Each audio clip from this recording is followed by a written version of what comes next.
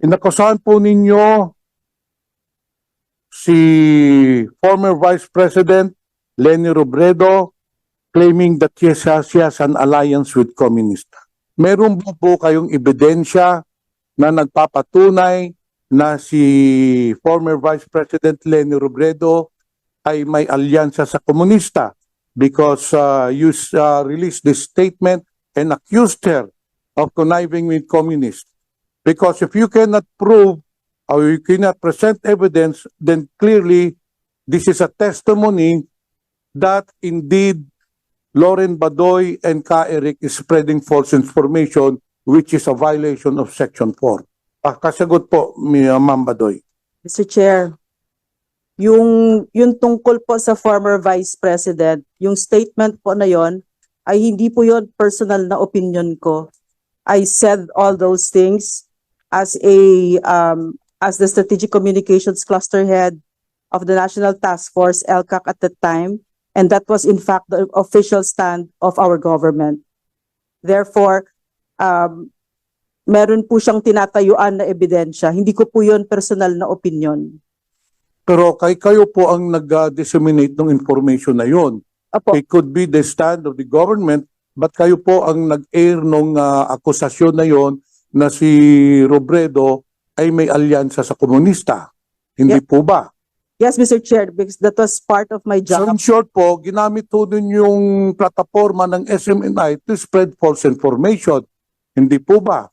Mr. Chair, Because according to you, hindi galing sa inyo eh. So did you verify the report? Mr. Chair, that came from the National Task Force, LCAC, and that was our official stand. And the LCAC is made of all these agencies in government. And kaya ko sinabi po yon, Mr. Chair, it was as my mandate bilang trabaho ko po na spokesperson na National Task Force, LCAC, na bago naglalabas ng ganyang statement, meron pong vetting process. Okay, ma'am, meron po ba kayong dokumento to support this position of the National Task Force? Mr. Chair, I can produce it. Okay, Because can yeah. you please submit that by tomorrow to the committee? Yes, Mr. And Chair. we would like to see the basis. This National Task Force, this was created by whom? The National Task Force, LCAC, Mr. Chair, is the Executive Order number 70 that was created by then President Rodrigo Roa Duterte, and it was continued by the sitting President, President Bongbong Marcos. So it is still yeah. in existence, this National Task Force. Yes, Mr. Chair, but I'm no longer part of it officially. Thank you very much. The Thank you, Honorable Mr. Mr. Minister. Chair, as I've stated earlier, I would like to establish that SMNI is being used as a tool to spread false information. Ngayon, dito po tayo. SMNI aired an interview in its news channel wherein Ms. Badoy claimed that Ana Patricia Noon, who put up the Maginhawa Communist Party, had also links to the communist movement. Totoo po ba ito, Mr. Badoy, Ma'am Badoy? Mr. Chair, again, that was in official stand po ulit yon ng National Task Force, LCAC. Hindi ko po yon personal na opinion. And I can, again, Mr. Chair, submit documents and proof regarding this. Yes, as stated by the chair, pakisubmit din po dito kung totoo po ba talaga na yun ang stand ng government because kayo po ang spokesperson at that time. Yes, Mr. Chair. SMNI also violated numerous provisions of 2007 Broadcaster Code of the Philippines, specifically as regards to the credibility of news sources and reports. Ito po ang palaging problema ng SMNI eh. Mr. Chair, kagaya nung sinabi ninyo na that the speaker spent 1.8 billion pesos in traveling expenses, pero during the last hearing, nung tinanong ko po si Ka Eric, eventually he admitted na mali pala ang source niya because we presented their documents and testimonies from the Secretary General and the head of the Finance Department, Bobby Maling, proving otherwise na walang katotohanan yung 1.8 billion pesos. So, Mr. Chair, clearly, as I've said, meron ho silang pattern. Well, I mentioned already 4 cases. Ngayon, sa KBP, meron din kaso ang SMNI. Now, may I ask the resource persons, ano ang nature ng kaso ng SMNI? Mr. Chair? Yes. May I recognize Mr. Chair? KBP. No, this question is addressed To to KBP. KBP. I'm addressing my question, Mr. Chair, to KBP. KBP, you have the Because, floor. But the As question, I Mr. said Chair- earlier, dahil sa daming fake news, sa daming mga maling impormasyon na pinapalabas sa SMNI in their program and other programs, eh marami ho nga silang kaso. Yun ho ang ina-establish ko. Because of the false informations that you are disseminating, you are faced with several cases proving na marami kayong hinaras, marami kayong minalign, marami kayong sinira ng mga reputasyon using false information. Yun po ang gusto kong i-prove dito sa hearing, Mr. Chair. Mr. Now, Chair, my manifestation the- is related to the question, Mr. Chair.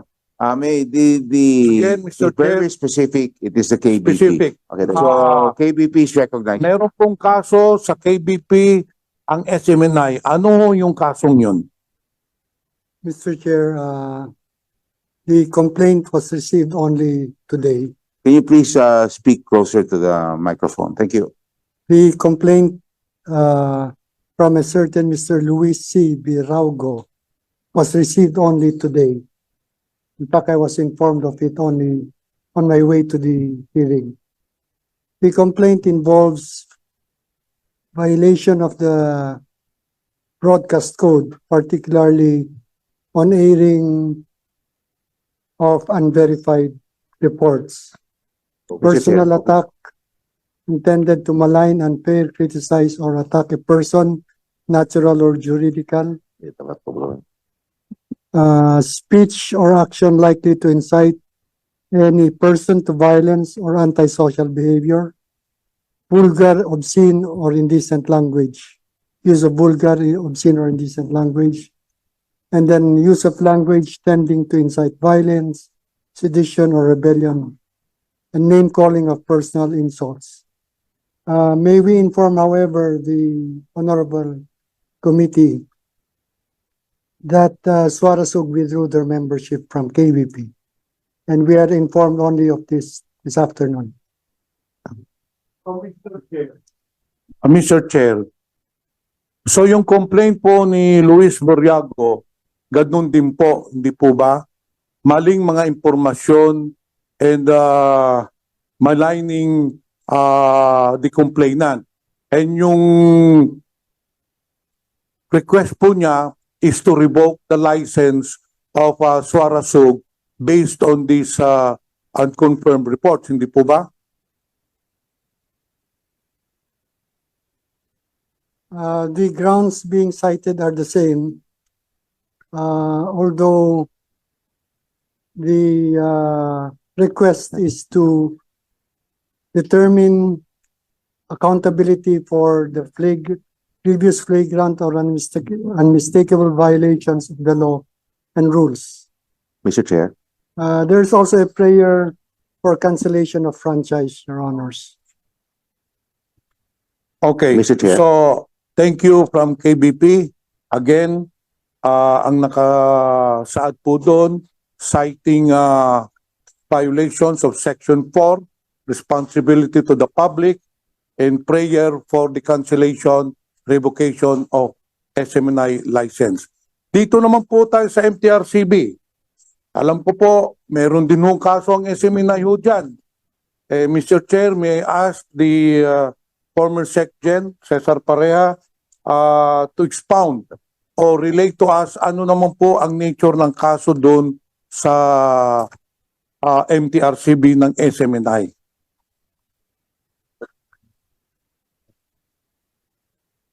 Mr. Chair, if I may. Yes.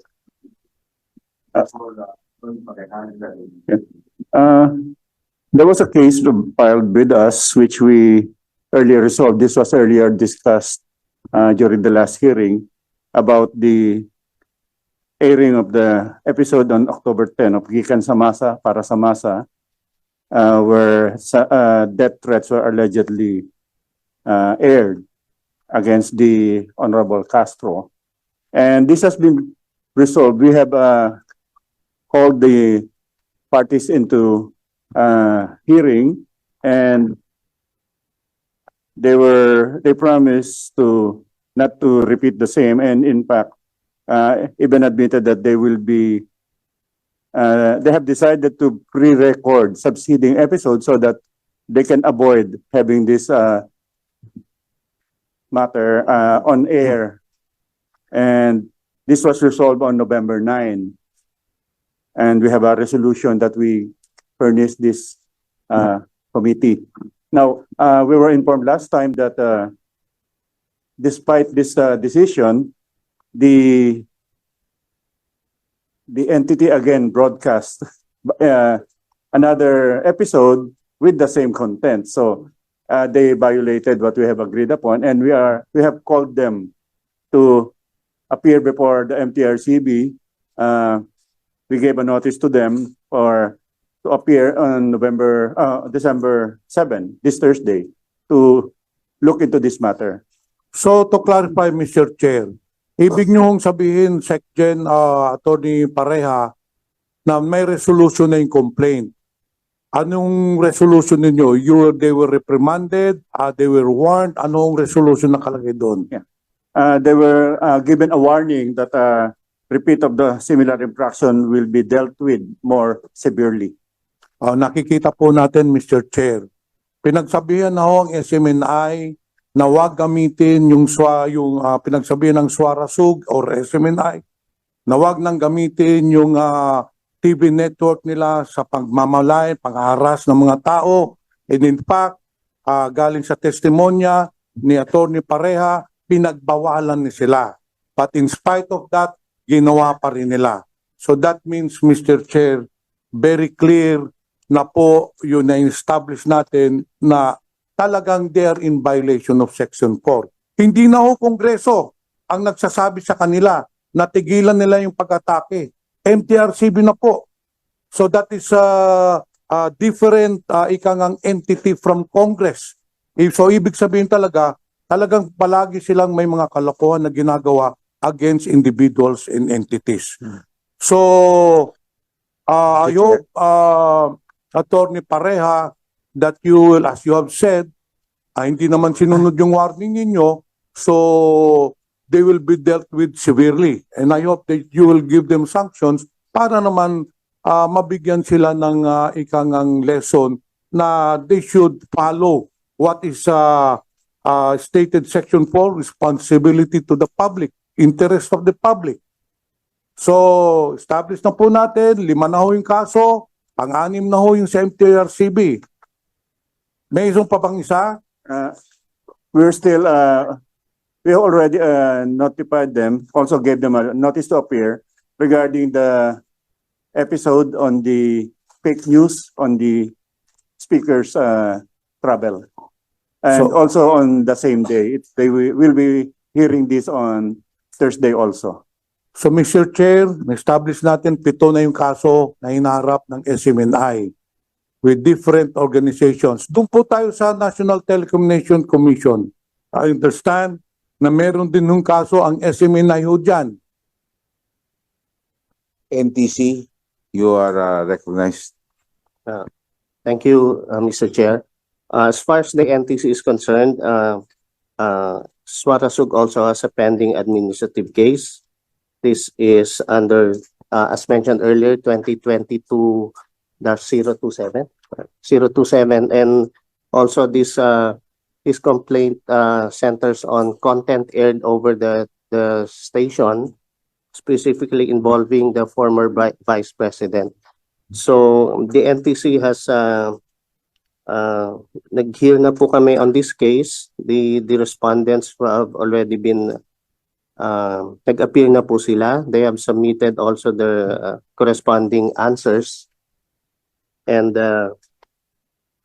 NTC is for decision na po yung case na yun, sir. But it's still pending for decision by the Commission. So at the moment, there are 2 cases lodged at NTC.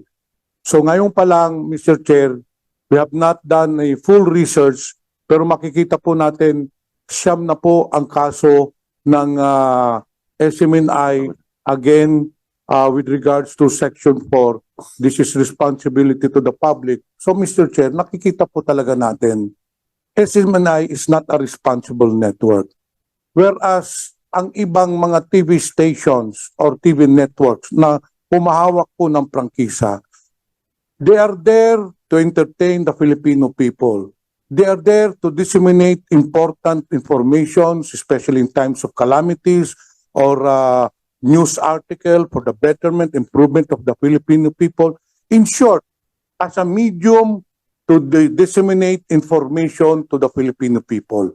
But in this case, nakikita po talaga natin, SMNI is not doing that, but rather, SMNI is being used as a platform to malign, to destroy, sisiraan ang isang tao, isang entity, which is, as I've said, Mr. Chair, a clear violation of Section 4, responsibility to the public.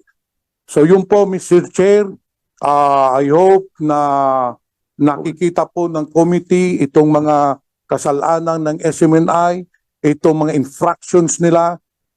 It is within our power to approve, to amend, or to revoke, or to repeal any franchise holder na nakikita natin who is not in compliance with the provisions in their franchise, in this case, Republic Act 11422.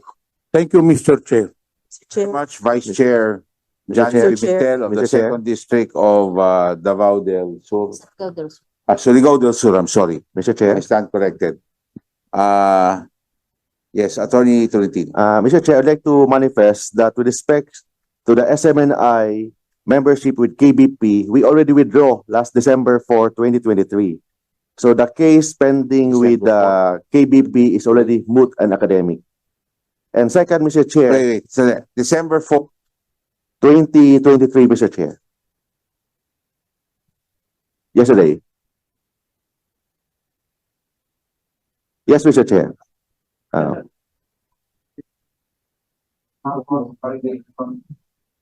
understand why you had to withdraw.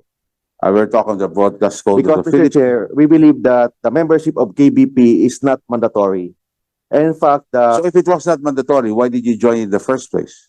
we join is an option on our part, Mr. Chair. Precisely. So, Yes. but you joined. So we have the option to be a Correct. member. We also have Yes. the option not to be a member. Yeah. Anyway, we will not anymore And You know, and second, belabor that Mr. point. Ay, wag na ho tayong pumunta ho doon. Basta klaro ho tayo, kahapon lang, pagkatapos ng first hearing, ay nag-withdraw po kayo sa Yes, Mr. KBP. Chair. Klaro lang po yan. Ha? Mr. Then, Chair, Mr. I would Chair. like to comment on yung sinabi ni Attorney Tolentino. Nag-withdraw sila sa KBP. Bakit?